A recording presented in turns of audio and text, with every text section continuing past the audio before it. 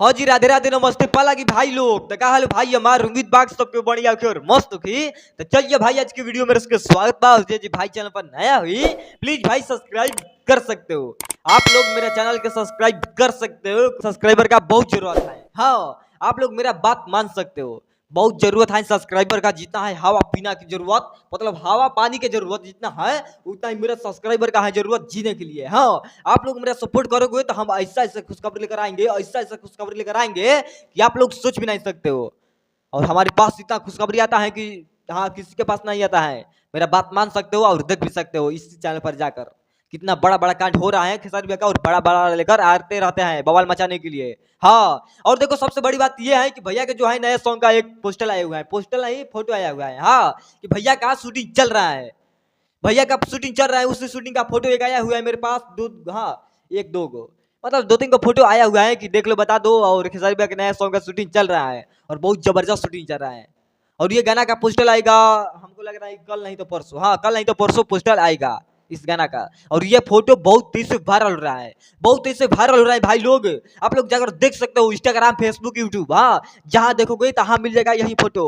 और ऐसा ऐसा खेसारी भैया तो कारनामा कर रहे हैं अभी, हम कहता खुशखबरी बताएं। आप लोग देख सकते हो ना, मैंने ऐसा ऐसा बवाल मचाते रहते हैं खेसारी भैया। तो बहुत जल्द आएगा इसका ओरिजिनल पोस्टर। पोस्टर हमको लग रहा है कि परसों, हाँ परसों नहीं तो तरसों आ ही जाएगा। एक दिन बवाल मच ही जाएगा।